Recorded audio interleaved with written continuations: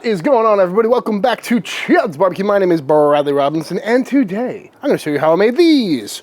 Beautiful, delicious, smoky, tender, juicy, amazing fermented garlic honey pork ribs. That's right, folks. I took some garlic, fermented it in some honey, and then made some absolutely beautiful pork spare ribs. Coming up.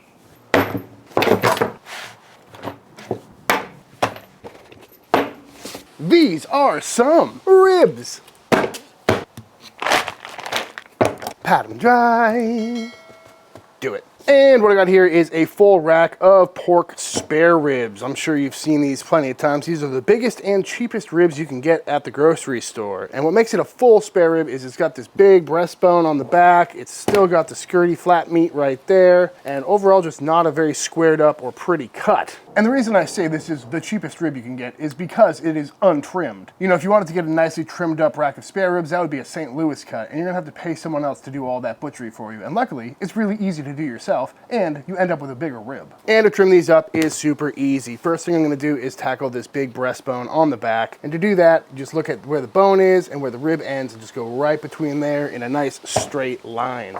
Not much to it. You're going through a little bit of cartilage, but a good sharp knife should make easy work of that. Save this for a pit snack, or you can take that meat off and use it for sausage or something. Next thing we're gonna do is just get rid of this, because ew. Then we're gonna take this skirt meat off the back. Again, this is good for a little snack or throwing in your sausage grind or something like that. From here, you can see this end is super thin. That's just gonna burn up. So we're gonna find the last kind of good rib and just zip this end off, squaring it off nicely. Starting to look really good. This is a nice fatty rack, which should give us some really juicy ribs. From here, again, this top part is really thin and just kind of flapping away in the breeze over here. So we're gonna go ahead and trim that down. Just give this rack some nice shape. Again, boneless, great for sausage. And that is pretty much all we're gonna do for this rack of ribs.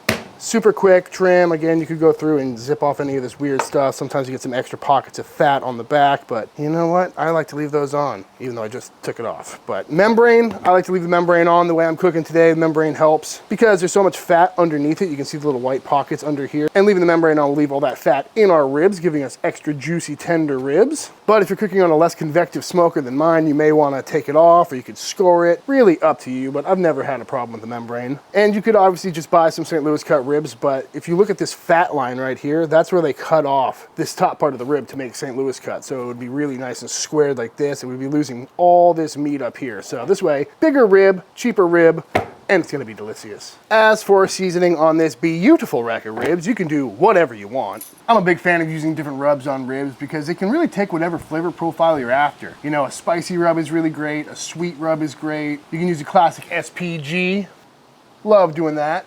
But today we're doing a fermented garlic honey rib, and I really want that fermented garlic honey to be the star of the show. Also, I like to keep my ribs pretty simple because they get really good smoke color that way. So for today, we're gonna go just salt and pepper. Starting on the back side here to protect our presentation side, gonna grab some Diamond Crystal Kosher salt and just do a nice even spread of salt all over the back of these. Again, I like to be able to eyeball the amount of salt and pepper because I like it to be a little more salt heavy than pepper heavy, just for presentation's sake.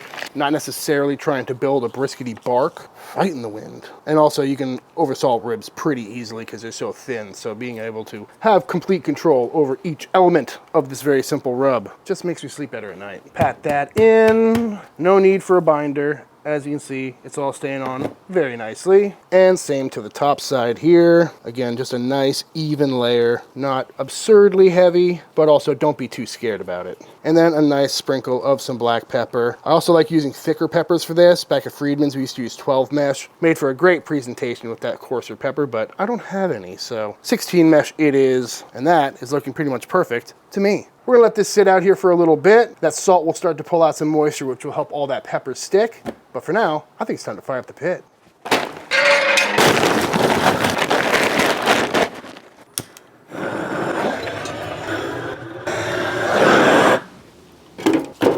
You better watch out this Halloween, because there is a spooky little boot steak that's gonna get you.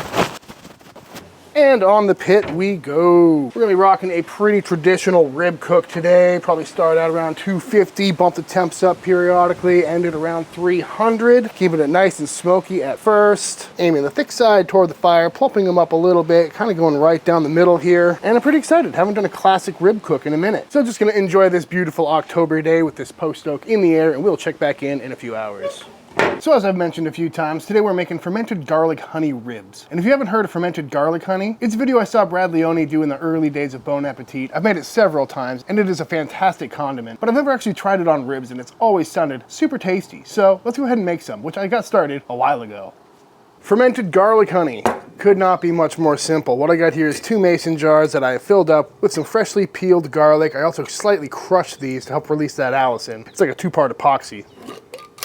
And these are smelling really good. Tried to get the organic stuff just to make sure we have the most high quality garlic and honey that we can find. As for honey, I got some raw unfiltered Texas honey, and I think that should work out fine. So, just got a good amount of garlic in each one of these jars, and I'm simply going to fill them with honey. Ooh, yeah. Oh, that is nice and thick. Beautiful color on that. And I suppose you could throw other things in here if you like, maybe some peppercorns or something like that, but we're keeping it real simple today. Oh, been there.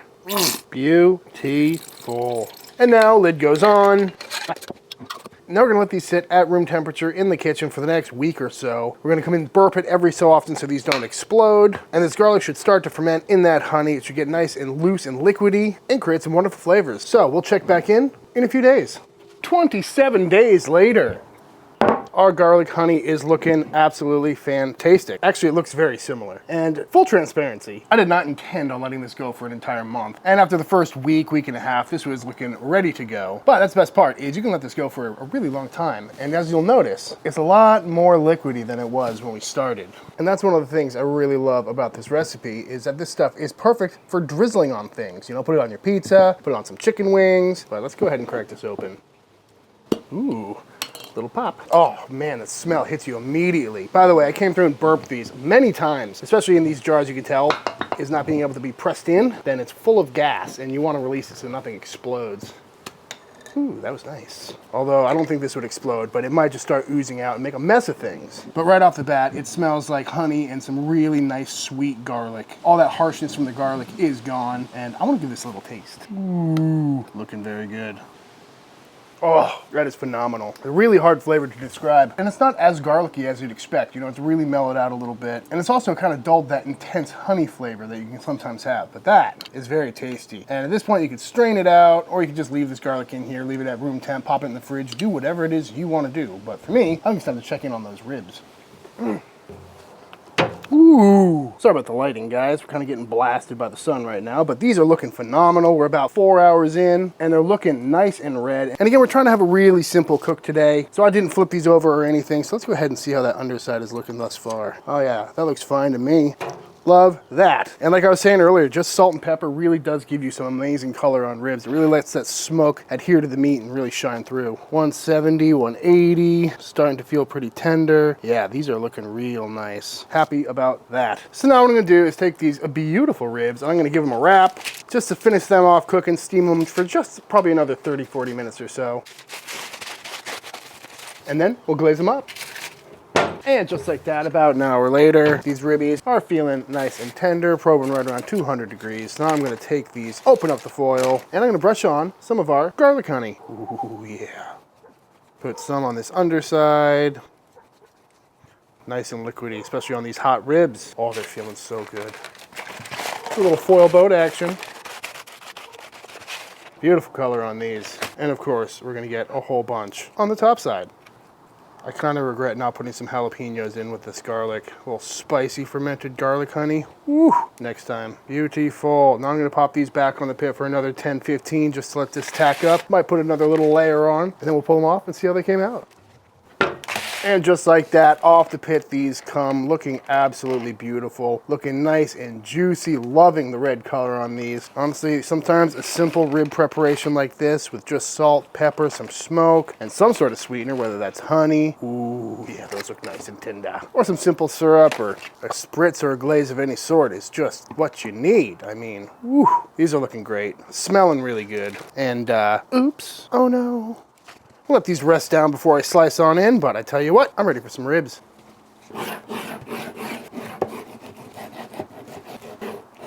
And there they are in all their glory, folks. Just a beautiful looking, nice, smoky red rib. Looking nice and juicy, beautiful smoke ring on there. Kind of hard to tell in this light, but there you go. Looking nice and tender. I'm ready to dive on in. I gotta say, folks, it's been a while since I made a classic, good looking, smoky red rib like this, and I'm not gonna waste any more time. It looks pretty good to me. Beautiful stuff. Let's go for it. Wow. It's so simple, but so flavorful. It's just a mild twist on a very classic Texas style rib. That is 100% worth doing. I know it takes a while to make that stuff, but it's entirely hands off. This might be how I make ribs from now on, guys. I'm telling you, if I just was handed this, I don't know if I could tell you what it is, but I can tell you that it's really tasty. You know, it's really subtle garlic notes in there. That sweetness is welcome, but nothing is overpowering by any means. Ow. That is so good. What's going on, everybody? What's going on? Wait, That was cute. That was cute. Ladies, would you like some pork spare ribs? Yes. Absolutely. Fermented garlic honey pork ribs. It's a mouthful. Fermented garlic. The honey. You know I love a honey rib. Ooh. Oh, it falls right off the bone. I can taste the honey. It's really good. It's mostly a antioxidant health boosting thing. A lot of people do this because it's a super healthy. Oh, these are healthy. I did not do it for health reasons, clearly. I did it because it tastes really good, and It does taste really good. I'm liking the flavor of these. I like the flavor of it. These might be better than the baby back, honey baby back. This would be my rib if I had a barbecue chicken. Yeah. Can you use the fermented garlic on other things? Yeah, that'd be good on toast, right? You want to eat one? Ooh, well, I would eat a whole garlic clove, yeah. All right, let's do it. Oh, look at that pearl. It's like from a crawfish boil, right? Yeah. Is it soft? Are you gonna eat it? I'm going to let you do it first. It's good. Is it as pungent as a normal raw garlic clove? No, it has a bite to it. It tastes like candy. It almost has like a ginger flavor. Yeah, I noticed that too. Yeah, that's good. Beautiful. Thanks, babe. I like ribs. I'm not leaving any behind. Before we keep devouring off camera for a little bit, I think it's time for the official taste test. With this last little boneless piece. Oh! I mean... All right, y'all, and that is it. That is how to make some absolutely incredible fermented garlic honey pork ribs. I highly recommend giving this one a try. It's really difficult to explain the flavor of that fermented garlic honey, but it tastes a lot better than just the flavors of garlic and honey. It's the magic of fermentation, and I highly recommend giving it a try very soon. But all that being said, if you enjoyed this video, let me know by hitting that subscribe button. Let YouTube know by dropping a like on this video. If you do give this recipe a try for yourself, be sure to tag me on Instagram at Chuds BBQ. I'd love to see what y'all are cooking. Big shout out to all the Patreon members. Thank you for supporting Team Chud and allowing me to keep making all these videos. And until the next time I see you, please go cook something outside. Peace!